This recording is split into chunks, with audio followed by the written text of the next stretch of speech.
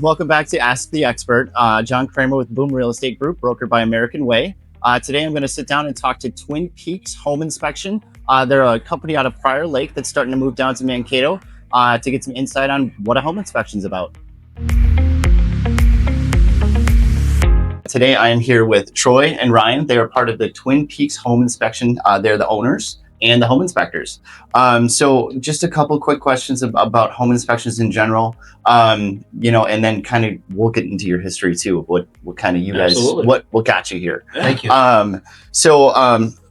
Troy, let's start with you. Why did you become a home inspector? I became a home inspector because I was in the trades for about 30 years. Went through some bad health issues, got out of it. I had a sister who was in real estate. Okay. I was looking for something to do because of my age. Yep. And she gave me a very positive experience about home inspection. Sure. And that's why I'm in it right now. I love it. Okay. Ryan, your story? Well, I had a friend who said if I didn't work with him, he was going to hurt me. No, I got into it for kind of the same reason.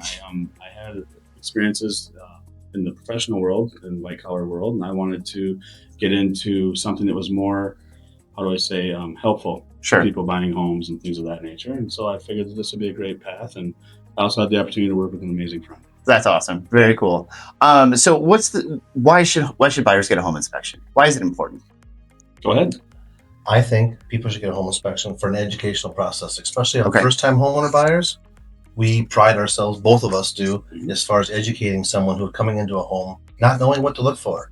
And that's part of the value we bring to it as two people going to an inspection. Yep. We go through the whole home and we give you a very good tutorial and educational process at the end. Okay. And that's one of the things too, especially as a first-time home buyer. We want to make sure that you're comfortable, that you feel educated and you understand what you're actually purchasing. Yep. Versus just going into a home and willy-nilly. What's the craziest thing you guys have seen so far on your home inspection What's on tours? the electrical panel? I'm going to do that. We were 3 months in. We did an old home in St. Paul, Okay. and a good friend of ours, realtor. And 3 months later, the realtor called and said, guys, I don't know how you can miss this. It was like a $3,800 bill. The electrical panel burnt down. And like, Yeah. Oh no. so my friend and I were like, well, calm down. Let's give us some pictures. Yeah. So the next day, he sent us a picture. It was the exterior, the meter box.